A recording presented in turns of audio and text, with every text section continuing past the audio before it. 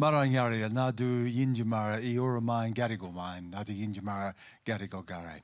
In my language, I want to pay respects to the Eora people and also the Gadigal people of the Eora Nation, on whose land that we are meeting here tonight. Well, now we know the referendum question. How much closer is Australia to a yes vote? And with so much fear about China and a big spending submarine deal, we've got the man from the US who can give you the answers about that. Let's meet our panel. South Australian Premier Peter Malinauskas, whose government is the first in the country to legislate a First Nations voice to Parliament.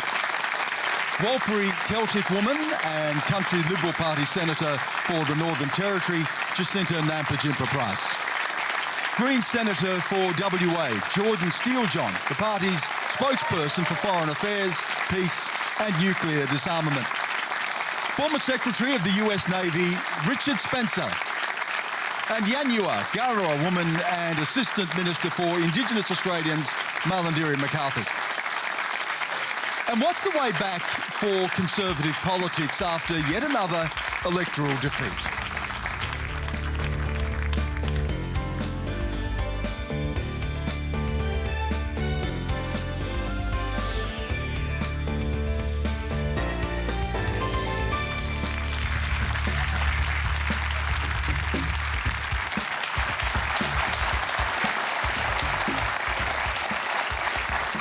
Thank you for that welcome. I'm Stan Grant. Remember, you can live stream us around the country on iView and all the socials. Quanda is the hashtag, so please get involved. Coming up later, we'll discuss why a TikTok ban for politicians is on the cards. But let's get started tonight. Here's a question from David Wilkinson. Thank you, Stan. My question is to Premier Peter Malinauskas and the panel. Premier, yesterday, the South Australian Parliament passed legislation to enact the First Nations voice. Was this action by the South Australian Parliament a deliberate attempt to influence South Australia and maybe all Australians when they cast their vote at the referendum? No, but I certainly do hope, David, that what we achieved in South Australia yesterday does serve as an example, if not a demonstration to the rest of the country. This is a good thing to do. I announced the South Australian branch of the Labor Party's commitment to introduce the Uluru Statement from the Heart in all its forms way back in 2019. So this is actually the first policy that we announced in opposition. We took it to the election, and having won the election last year, we wanted to get on with the job as quickly as possible, get that legislation into the Parliament and realise our policy and the ambitions of the Uluru Statement of the Heart in a state context. But, you know, being there yesterday, we had a special sitting of Parliament. We invited all South Australians to come. Thousands showed up. And the whole experience, I've got to say, was probably one of the most heartwarming, sincere, engaging ones that I've ever borne witness to. And everything about yesterday and everything I've read about the Statement from the Heart and our policy, I genuinely believe that this is a good thing to do. There's nothing to fear from it. And the absolute best result, of course, is that it will have a positive impact on the lives of our first Australians. I guess we'll see. We'll see with time to come. I guess we'll see when the time comes if this actually proves to be what it's claimed to be. It feels all warm and fuzzy, but I guess I do know that there are certainly traditional owners, native title holders who feel like control or influence has been taken out of their hands because it's about making sure that all Aboriginal people feel warm and fuzzy in South Australia. And I guess my concern is that there are many traditional owners, many native title holders who have bureaucracies that oversee everything that they do and they can't actually utilise their own land for economic benefit, which is what we see in a lot of remote communities, in the pitlands, Nampijinpa Yangundara lands. A lot of family of mine live there also.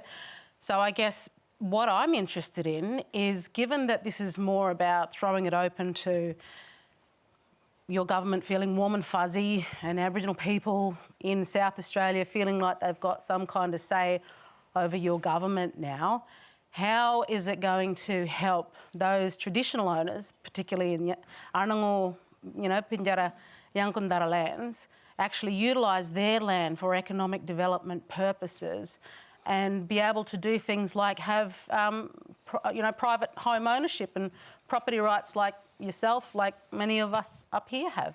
And David, what I'd say to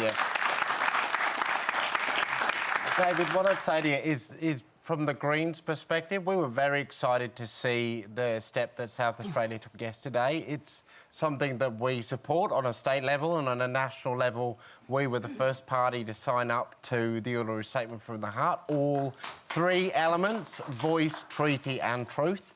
And we do want to see a successful referendum outcome.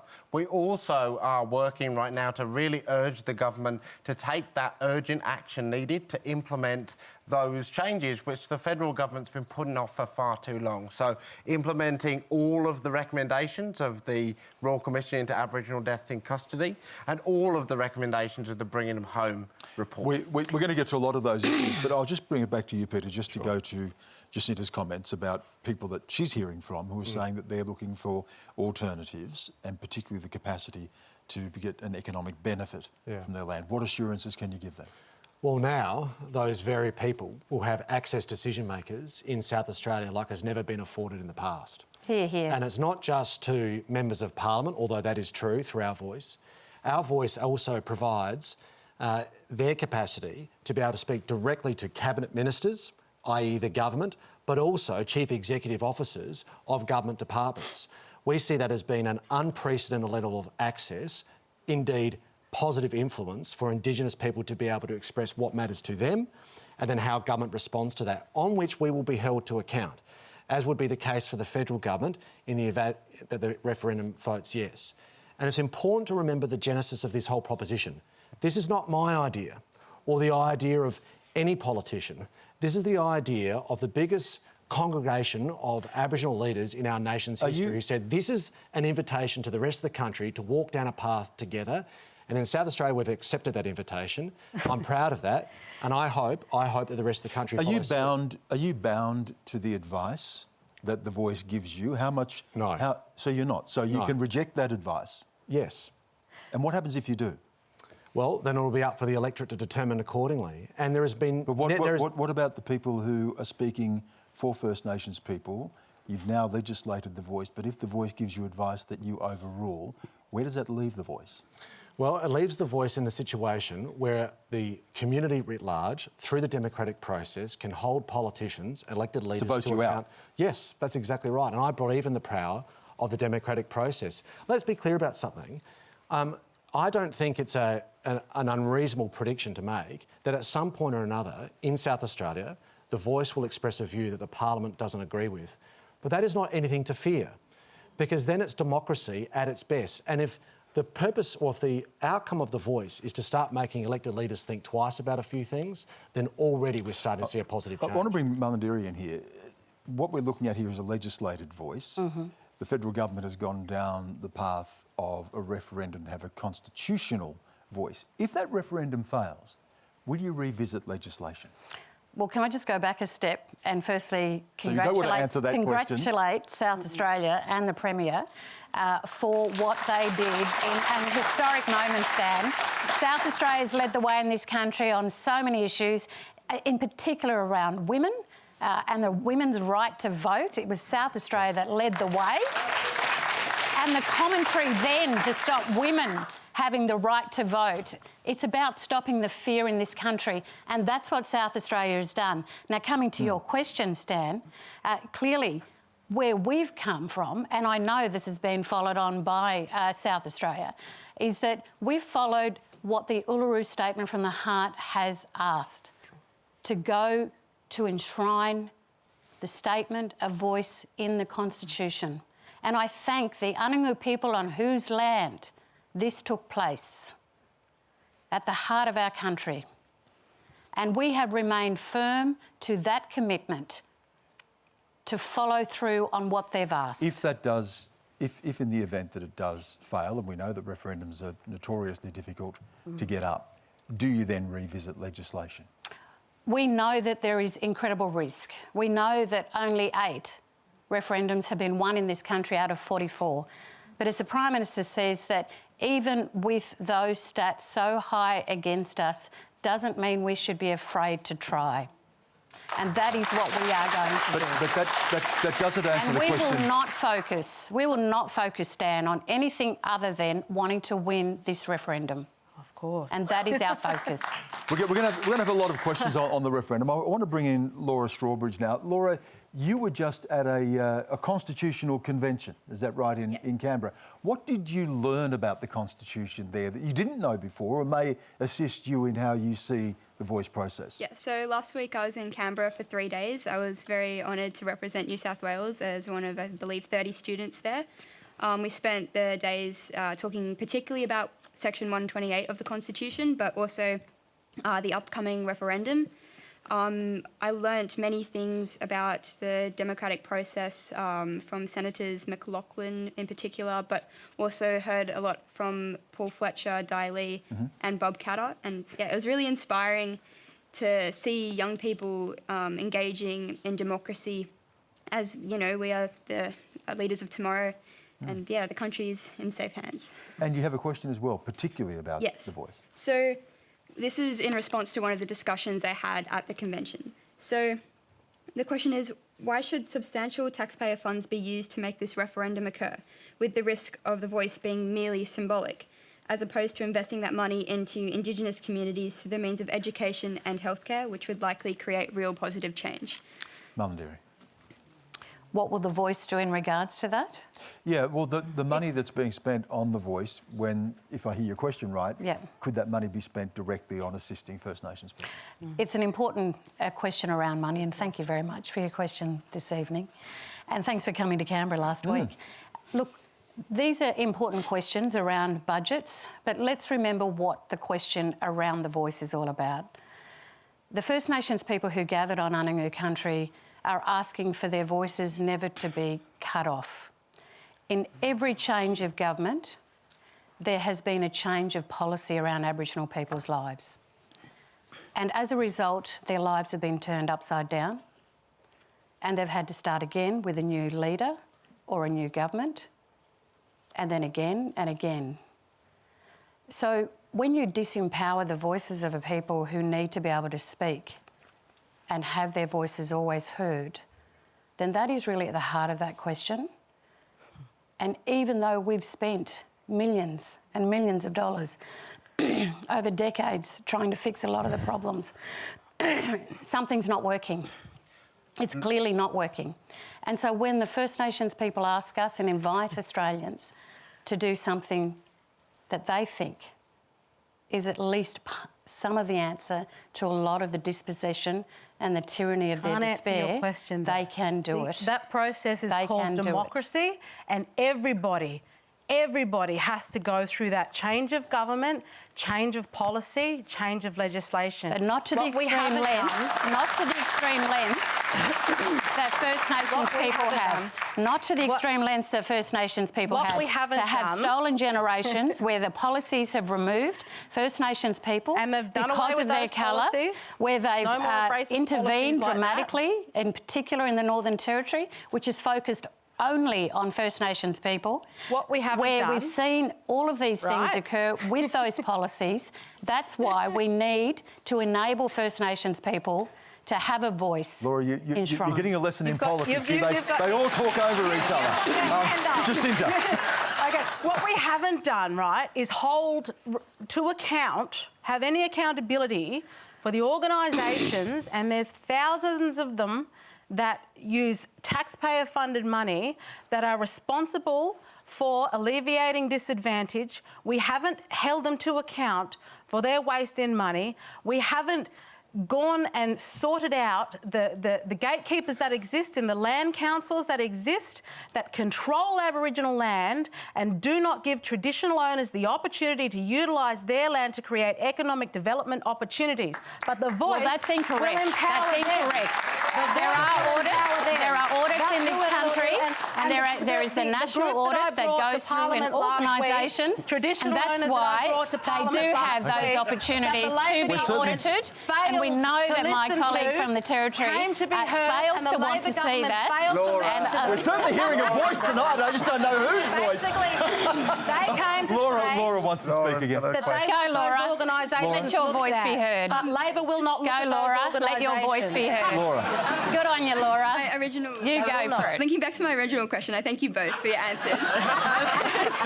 You should come and sit here. One of the points brought up in the discussion in Canberra was essentially legislating a voice would be free so that the funds could go potentially directly to Indigenous Australians. So I guess achieving both what both of you senators would like. So in your case, establishing the voice, and in your case, helping address Indigenous issues on the ground. Oh, you're a diplomat, Laura, aren't you? She's brought peace to good. the discussion. I think listening to this conversation probably gives you flashbacks of when you're in Canberra.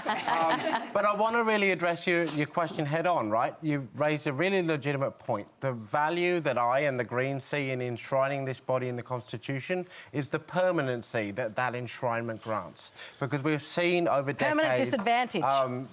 Political Forever. parties on both sides take the body out or replace it. But I would also say this, we should be able to do both, right? We should be able to deal with these constitutional questions while also addressing those other programs and functions, which is why we need to do things like scrap the statutory tax. Richard's sitting here very calmly, listening to a debate and thinking, this is how they do it in Australia. But I want to ask, as someone from the outside and looking at this, and you've been here for a week or so now, and no doubt taking some of this debate in, and then reflecting on the United States where things are done very differently. If you want to change your constitution or amend your constitution, it goes to joint sitting of Congress, there's 2/3 of Congress, then goes back to the state. So just reflecting on our process versus yours, what can we learn from you if you think it is a better system? I'm not sure. I don't know if it is a better system, to be very frank with you, and we have a lot of talking over each side's also. A lot of similarities. I kind of boil it down to two issues, and we've had the referendum question come up in the United States, and there's two sides to every issue. I am pro-referendum for the concept of getting issues in front of Congress to deal with them, because that is why we pay them. But on the other side, in the case of America, we need to pay attention. People need to read the owner's manual to understand how a bicameral system works and not just sit and scream and yell. And if indeed, and we know, you can applaud, if indeed, on an issue, particularly an issue that involves racial questions, historic questions, questions of justice, we know just how incendiary politics in the US could be. Could you imagine what a similar referendum in the US might look like? Well, I mean... that got treaties over there. We're going to get to that too. If you look at what's going on with our review of the Confederate War, it's fascinating. I have two children that are 34 and 35, and amazingly enough, I was given a meat-eating capitalist son and I was giving a Save the World daughter, and they're both doing great jobs, but I love to have these conversations. And my daughter said, why are they tearing down statues? Why don't we add a plaque going, we certainly don't condone this, but this, in fact, is our history, whether we like it or not. The subject of the voice... But of course, Richard, there's a reason they don't do that, and that's because those statues were erected as symbols of oppression towards African American If we're going to talk, We've got to learn from history. if we're going to talk statues, we'll be here all night as well. I do want to stay on topic of the voice. I do want to stay on topic of the voice. So that's our online poll tonight. The program is driven by the audience, and I want to get to the audience's questions. We're asking you, should the High Court be able to rule on matters of the voice to Parliament? There's been a debate about this, about whether it'll end up in the High Court. Should it be able to vote on a rule on matters of the voice to Parliament? Cast your votes on our Facebook and Twitter accounts. We're going to bring you the results a little bit later. I want to bring in Auntie Tracy Hanshaw now. Auntie Tracy, you just mentioned a moment ago treaty, so I'm wondering if, when it comes to the voice, you would prefer a treaty over a voice. Alako di tastin.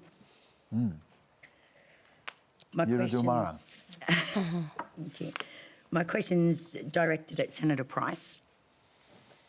As a woman of Aboriginal descent, why would you want to vote against such a significant advancement for my people, knowing that you would be voting to no to both recognition and to the voice to Parliament? Surely in your heart, you want First Nations peoples to take their rightful place in this nation's history.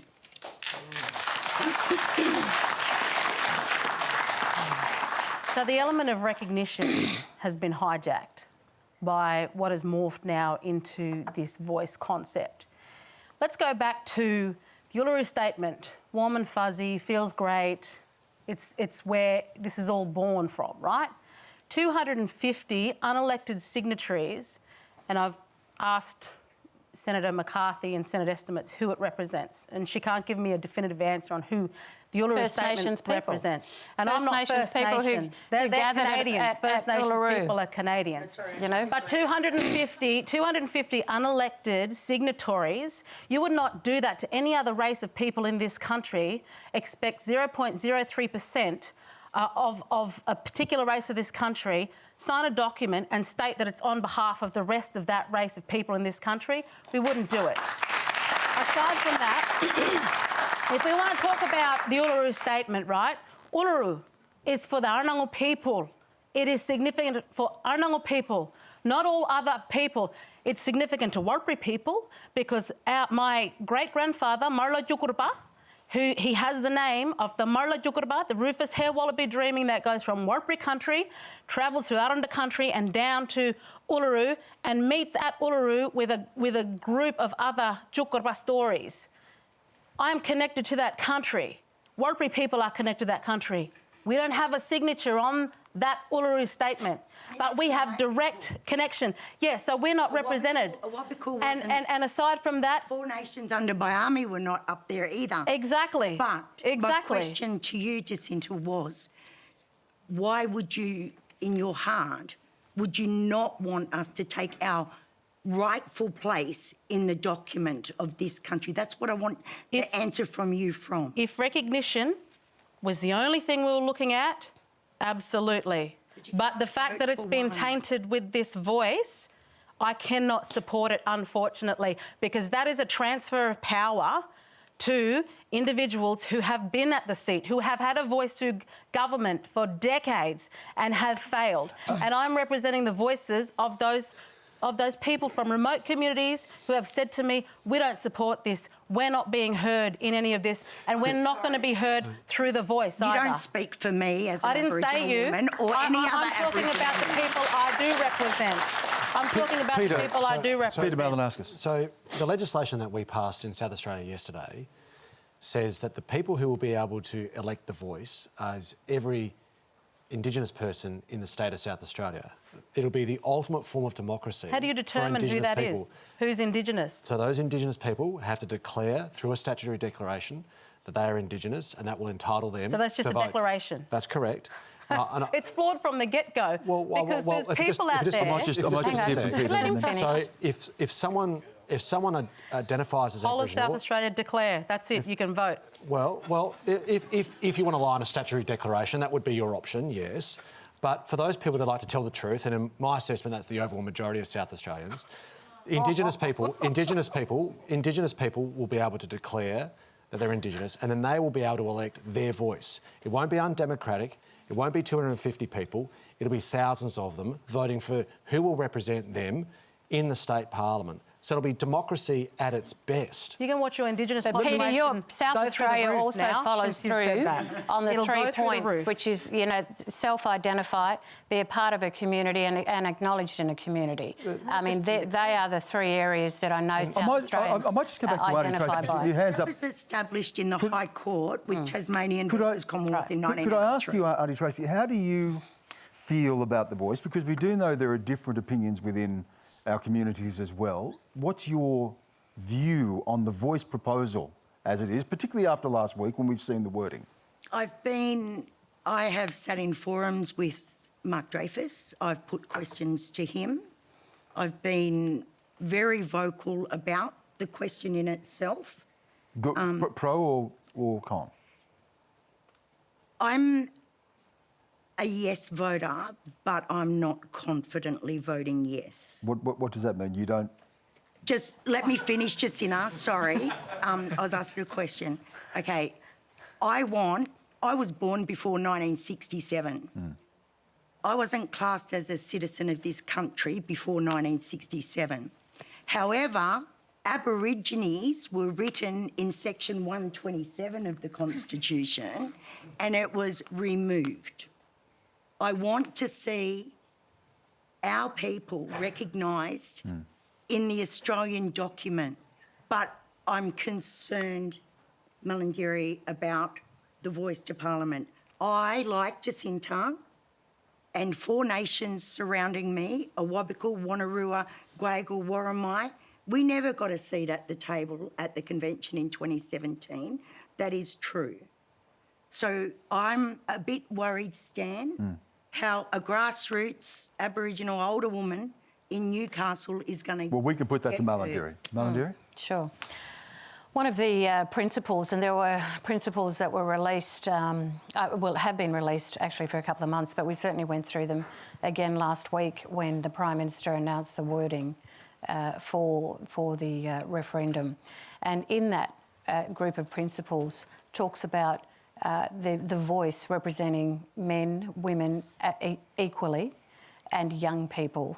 And then it will be up to the Parliament, should there be a yes vote, a successful yes vote, it will then be up to the Parliament to legislate what that shape of that model will look like, which will then enable, again, through our parliamentary process, Australians to have a say, in particular First Nations families and organisations across the country, as to what that looks like. Before I move on, we do have some other issues I want to get to. I might just ask you again, Richard, watching on as an American and reflecting on what you know in the United States, where Native Americans are seen as sovereign people, aren't they? They're seen as treaty-holding sovereign people. Yes. What do you see when you hear this debate and you reflect on what you see in the United States? There's a journey to go. And as we talked before the show, and you reinforce something that I think is fascinating, both parties are talking to each other and learning from each other. And that is a terrific path forward. Now, yes, you can applaud. We're going to move now to another topic. Thank you, Auntie, for that question as well, and my respect to your people, so thank you for coming down. To another topic now, here's Caitlin Coon. Thank you, Stan. Good evening, panel. New South Wales on the weekend quite convincingly voted for a Labor government. What message are voters sending to the Liberal National Coalition? Jacinta. I think the message that voters are sending is they want to see their leadership stand for something, to actually have conviction, draw a line in the sand and be completely and utterly transparent and clear on what it is that you stand for. And you have to be a point of difference to... Are the federal Liberals failing to do this right now? I think the Liberals need to have a serious look at themselves. Certainly in New South Wales, obviously coming off this election, I think there's, in terms of the New South Wales election, there's been, government fatigue as well. I think voters like to change the colour of the curtains now and then. But I do think that the Liberal Party has to have... What do they have to stand for? If you were telling Peter Dutton, who's seeking to return to office federally, and you're looking at an Australian map where all the mainland is coloured in one colour, what would you tell him he has to stand for? We have to stand for our conservative values. That's what we have to stand for. And at the moment, that's not happening for a lot of those of us on this side of the fence. Jacinta, with respect, the Liberal Party has been kicked out of every government on the mainland. And the message from that is people do not want a Liberal government on the mainland in this country. Now, I think we don't want to be... The issue of this, the issue we now have is this. We shouldn't be trying to look like your party, that's for sure. We have state governments. The issue is. We have state governments now on the mainland who are Labor governments, right? And now the challenge is that we have a situation where both parties on some of the biggest issues are actually on the same page. We're going to talk about AUKUS tonight. We're going to be talking about the statutory tax cuts tonight. On those two projects, we have $600 billion being spent on nuclear submarines and giving billionaires more money, and both sides of politics agree. And that is one of the most serious risks to Australian democracy today. Let me ask Peter Malinauskas. We raised this question at the start. if we have a situation as we do now, where all the mainland is governed by Labor government, state and federal, where's the creative or political friction in this? Where is the tension in this? How do you get good governance out of a situation where there is just one party holding off a state and federally on the mainland? Well, I think anybody who knows the way the Labor Party operates, it doesn't automatically mean there's going to be unanimity of opinion on every issue. There's friction everywhere, Stan, let me tell you. Around the National Cabinet table. Look, I mean, I think Chris Minns said something that I agree with on the weekend. I mean, ultimately, I and every other Premier is elected to represent the best interests of our state, and we do that in accordance with a set of values, and my values best align with the Australian Labor Party. But when we get to that National Cabinet table, when we get to a debate around public policy, health, education or otherwise, my responsibility is to advocate on the interests of my state. And there will be points of difference between state governments and each other, but particularly between the state governments and the Commonwealth. And I don't think any of that changes. But what I do hope, I think unsurprisingly, is that given that there is a common set of values around the table, that does present a unique opportunity to leave, you know, various debates at the door and just focus on the task at hand. And I think Labor collectively has a responsibility to utilise this opportunity as best as we can. I want to go back to David Wilkinson. David, you asked the first question, and I understand you vote, if this is right, you vote coalition federally, but yes, differently at a state level. Is that right? I change a bit in the state levels, yeah. What would you be looking for from Conservative politics right now as a way back to office? What are the things you're looking for? Well, I personally think the Liberal, and can I talk more on the Liberal Party than the Coalition? I think the Liberal Party in New South Wales has lost its way. I think it's had fairly weak leadership for some time. There's been a number of scandals, and a number of senior ministers quit the party.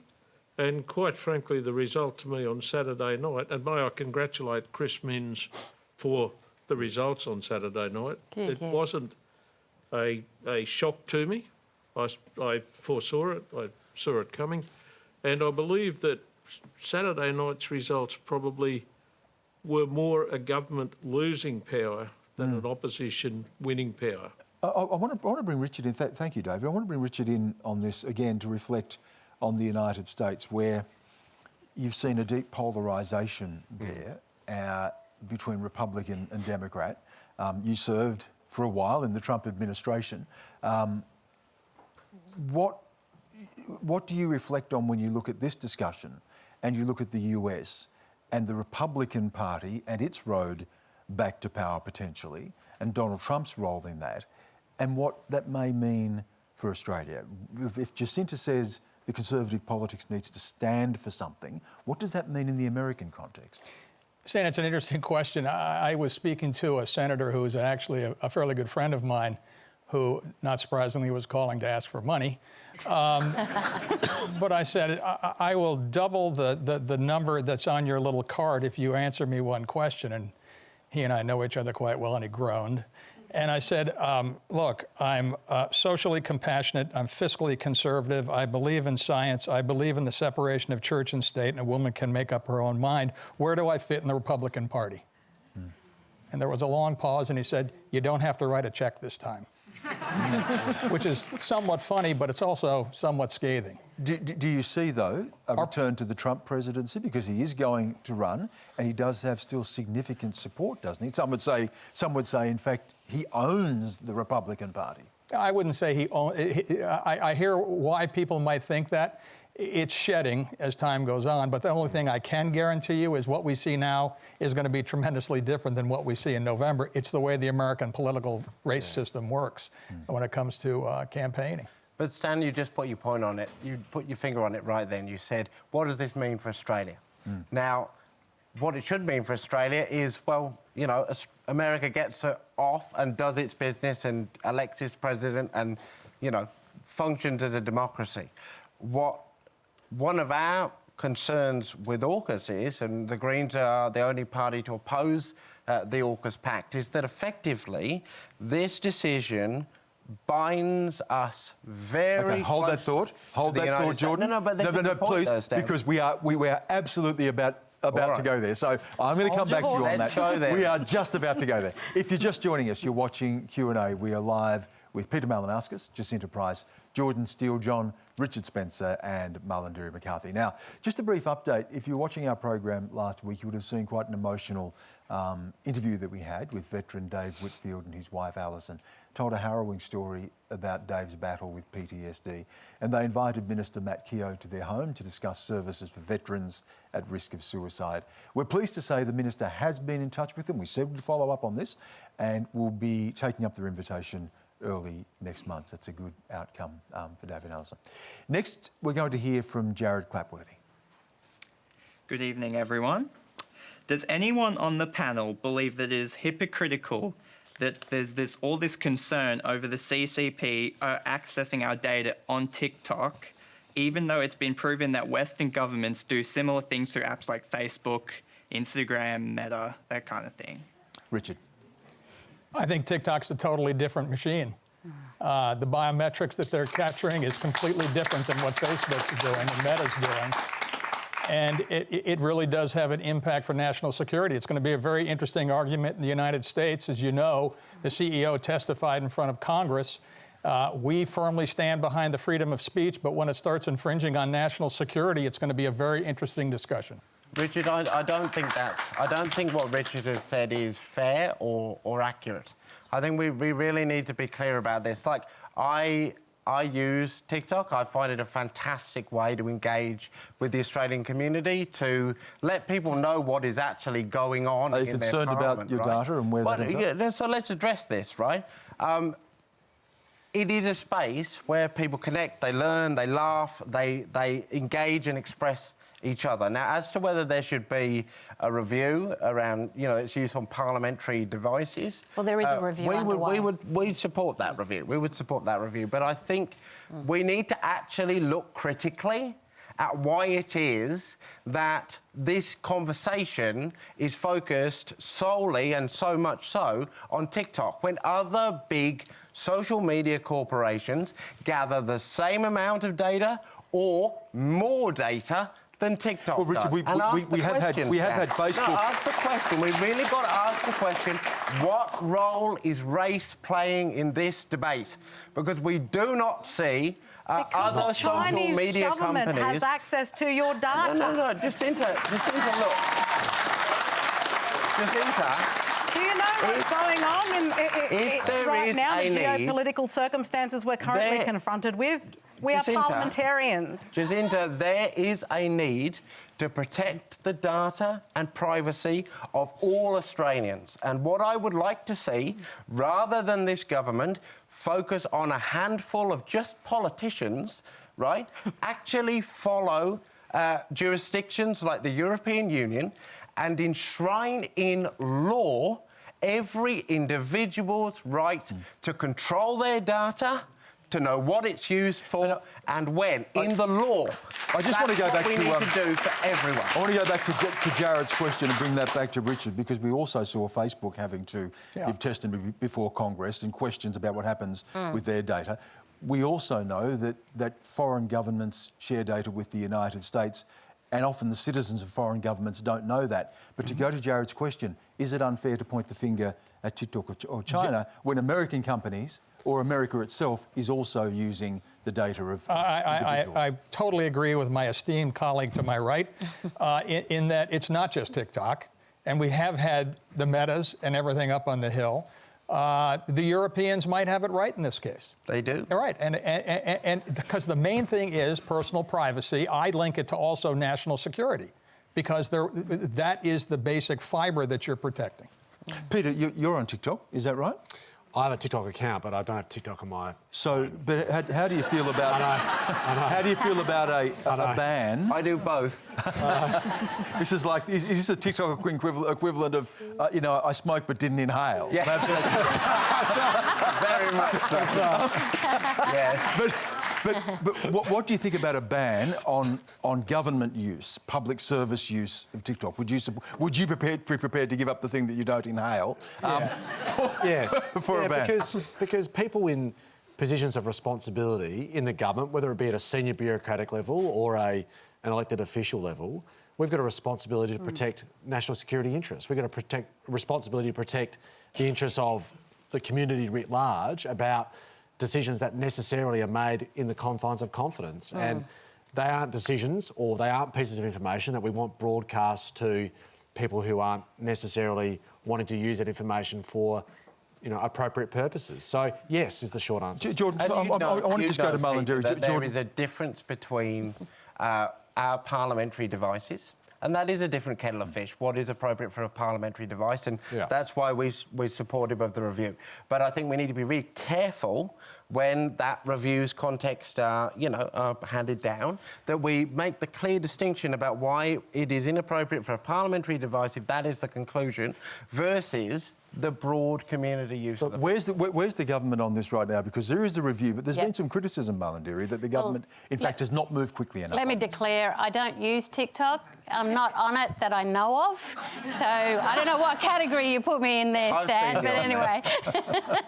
And please don't anyone go put me on now. Look, where we are, obviously, is with the review and certainly, the Greens have every opportunity to contribute to that, as does the coalition. This is about looking at... But a ban is likely, would you say?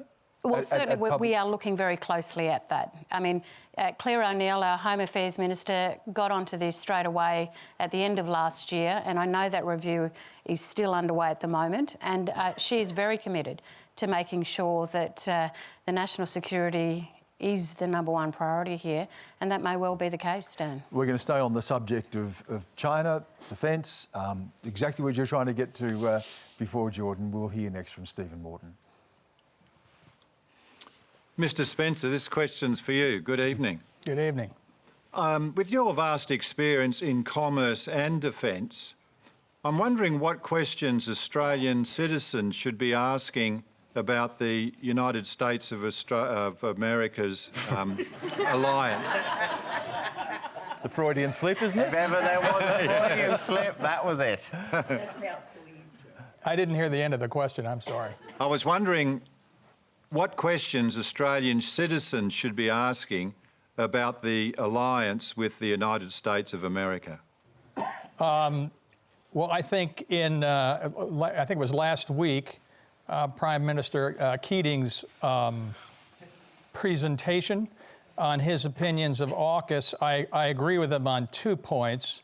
One, that China will not make an amphibious landing on the western side of Australia. 2, he brings up a great question with the transfer of wealth to the United States of America. And all Australians should be asking that. This is a huge, don't get me wrong, having overseen the Navy nuclear enterprise, it is a consumer of resources for a deposit on peace and freedom, I believe. And again, this is Richard Spencer, a civilian. I have no government portfolio. But you did have, and you were former Secretary of the Navy. My statements now are my own, and I'm a guest here in your great country, who I'm a big fan of. If you'd asked me 2 years ago if the United States Navy and the United States government would share the crown jewels of nuclear propulsion with anyone, I would have told you you're out of your mind. The reason it went to Australia, just so you can get a person's opinion who was fairly close to it, is the U.S. holds Australia as their closest ally. From 1918, when General Monash took over the Marine Corps in the Battle of Belleau Woods, was the first foreign general ever to control U.S. forces. All the way through there, you've stood beside us. And oh, by the way, when more bombs were raining down on Darwin than Pearl Harbor, the U.S. sent over 800,000 plus people to help. It's a relationship annealed over time. And this is why we're sharing it with you. I would ask, what is the cost? What is the benefit going forward? Does that mean in the potential conflict with China over Taiwan, for instance, I think you made this point at the National Press Club, right, there'd be an expectation that Australia would be there with you in the defence of Taiwan? So the question was, the question at the press club was saying more tied. You know, are you tied to go to the U.S.? Not at all. When it comes to the AUKUS agreement, you are sovereign in your ownership of those platforms. But would you expect, because you just made the point before, Australia has been with you in each of the conflicts, would you expect Australia to be there? I would hope, but here's why I want Australia there. I want more voices at the table when we make discussions like that. I am a true believer in allyship. And the United States sometimes leads and doesn't listen all the time, but we need to get to the point we can't do this alone. We have to do it with our allies. And if we do it with our allies, ladies and gentlemen, we have to ask what the opinions, thoughts, benefits, and detractions are. The second, third, fourth order of effect. Richard, I heard you make that point at the National Press Club, and it really left me perplexed because we are a nation of 22 million people or more.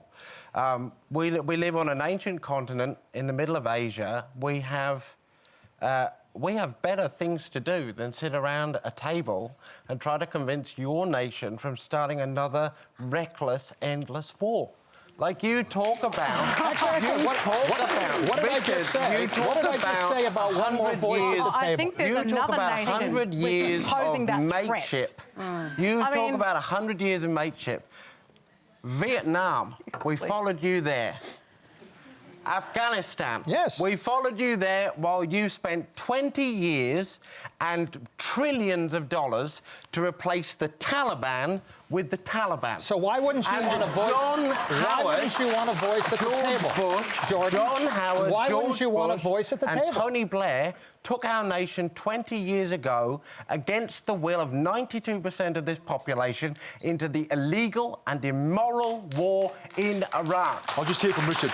Yeah, so why wouldn't you want a voice at the table? Because we have better things to do You don't than want to sit around a table with you people trying to convince you not to go to a war. That is what the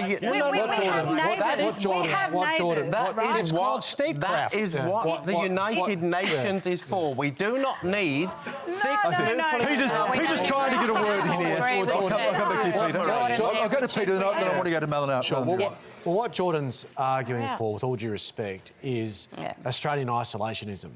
And that's not who we are. Absolutely isn't. Well, you're saying we don't want to sit around a table and talk. It Sounds like a pretty isolationist view. My view is this.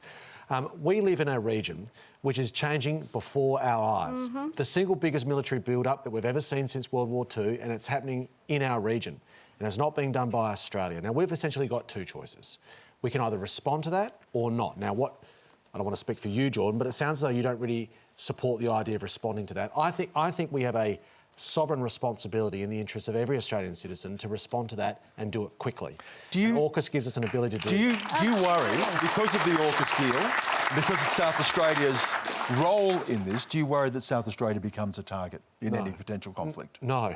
You don't? Well, because if Australia becomes a target, that speaks to the fact that we haven't been making the decisions that we should have a long time ago to ensure that we don't become a target, and the best way to do that is to improve our defence posture. That means we have to invest in our defence. Now, I too, Jordon, can think of a million things that I would like to invest in that are very, very important to the lives of Australians and South Australians. In a perfect world, we wouldn't have to do this, but we don't live in a perfect world.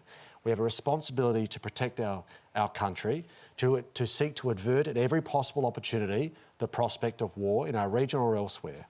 And at the same time, there is other benefits that come from the AUKUS arrangement that isn't just about the nation's Hold that thought, defence. because we're going to go right to that now with Jack Allison. Jack?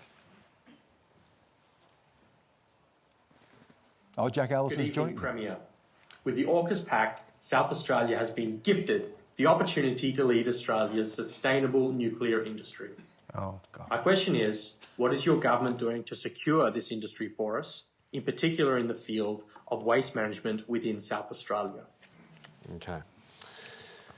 Thank you, I think. So where are you going to put it? Yeah.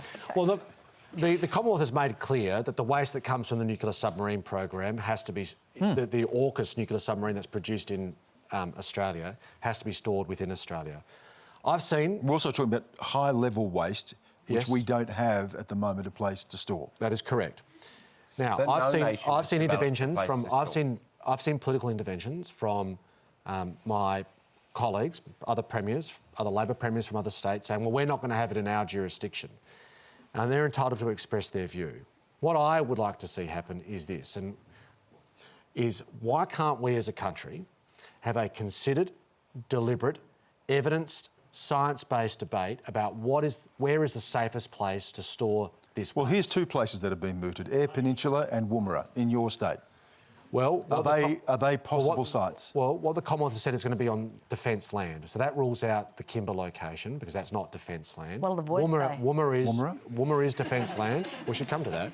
Woomera is defence land, but there is other defence land around the country. And I think what should govern this decision, which is a federal government decision, is exclusively what is in the nation's best interests, what does the science and the evidence say? Because when we are talking about high-level nuclear waste, I would have thought the best thing to do is to make sure that the science dictates what the safest place to store it, and that's the location of it. One of the concerns, Malarndirri, has been on Indigenous land or Indigenous people concerned that they may be affected by this. What assurances or protections can you give? Well, there's always been that concern. I mean, it was the case even in the Northern Territory when the sites around the Northern Territory were considered certainly in the early 2000s for that. So that's always been an issue for First Nations people. And I think listening to Peter there in terms of South Australia, one of the things that we know that the Defence Minister has said very clearly is that this will be looked at methodically. But if it's at Woomera, there are a lot of Indigenous communities around there that are going to be directly affected. And that hasn't been, made it clear. You can't rule out Woomera, can you, right now? They've made it clear. You can't rule out Woomera as a potential Well, I don't think site. anyone can rule out anywhere. So you can't rule that out? Places that aren't defence land. OK, so Woomera is a possibility? Amongst other defence locations, OK, yes. so what does that mean for those people? So if it's on defence land, then of course everyone has an opportunity to speak. And no doubt the First Nations people of that area will be. If they've got a voice. If the voice is in place, they might go to the High Court to challenge those decisions, though. Which they're well entitled to do. If the voice was in place, AUKUS might have been challenged through the High Court, in fact. Could leave us open in terms of our national security, right? I'm not sure how that... What we're actually seeing play out here is politicians trying to figure out how to deal with the ramifications of a political deal dreamt up by Scott Morrison and Boris Johnson, which the Labor Party has allowed to come to actual life. Richard's rolling his eyes already at this answer, I think. What it actually is... Well, I don't really think it matters whose idea it is. What matters is what's in the nation's security interests over the decades to come. There's a lot of talk about AUKUS and what it is and what it isn't. What it is fundamentally is a commitment to spend $370 billion over 30 years on 6 nuclear submarines which will not be delivered. Oh, I do apologise. 8. So, what would you do then over the next 30 years? For our sovereignty, so that we can have, you know, our shipping lanes can be clear, so that we can, you know, interact with our Asian partners, and we can be free to conduct ourselves globally. What would you do to protect our sovereignty then, considering that this all came about because of what's going on geopolitically in our circumstances? I'm really glad you asked. We need to defend our nation. I'm really glad. We need to, in fact, deter. What is your plan to deter I'm really glad you asked, Jacinta, because please tell us. The path that the major parties have put ourselves on now, have put our nation on now, is a path of escalation of tension. And where that ends, like cut through the jargon, where that ends is Australian kids going off to war to die. Not if you can deter it, right? Not if you can deter it in the first place. No. We've strayed, Jordon. We've strayed off the question, because I do want to come back to this question. Yeah. And the question was about, in this case, seems to be in favour of South Australia developing a nuclear waste potential. Yeah. No, not you, the questioner. But Jordon, WA potentially is another site, isn't it? Absolutely, and I feel it's absolutely deeply concerning to the people of WA, not only that we might end up being the host site. But it has to go somewhere. No, it doesn't, Stan. But under the AUKUS deal, no, it has to be. We do not have to continue down this path. So you're saying the AUKUS deal? There is another way. The Greens oppose the AUKUS Pact and we would see it scrapped. We want to see that money go into bringing dental care into Medicare, putting roofs over people's houses, raising the DST and the JobKeeper, not building nuclear submarines which will not be delivered for the next 30 years. I might get a comment from Richard about this, because we are talking about in the United States as well. The question, this is no doubt a live question there as well, about what to do, and nobody wants to have it in their own backyard. It is an issue. So how's it resolved? I believe technology will resolve it. We already have some technologies that will use spent fuel. There's many avenues. Look, I can tell you right now, I don't think you can say what a submarine looks like in 15 years due to technology. The cost might come down to $20 million for a carbon fiber pod that sits on the bottom of the ocean and is allowed to discharge your defensive systems. We've entered the comedy section of the evening. I would like to go back to the question and ask Jordon how he sustains your national security. Diplomacy, Richard. Well, you decided... No, hang on. No. Excuse me. You didn't want to sit around the table. You didn't want to sit around the table. No, I don't want to sit around the table. Just to be really clear, I do not want the Australian community bound for the next 30 years to the United States and the UK and to your foreign policy decisions. I do not want our nation round the table trying to convince whichever right-wing conservative evangelical response to that. you elect next. I just think... I don't want it, and I don't want our kids Jordon, going to the wars they will start. I don't want us to do that. I totally understand. If you think that I want your treasure and my treasure going off to war, you are wildly mistaken. Yes. Well, the reason you have strong national security, is to give your State Department one more day to make their point. Everyone's had their Weet-Bix tonight, haven't they? Haven't we? Yeah. Everybody's coming fired up tonight. I want to bring you the results of our online poll. We asked you, should the High Court be able to rule on matters of the voice to Parliament? This has been a contentious issue over the past week.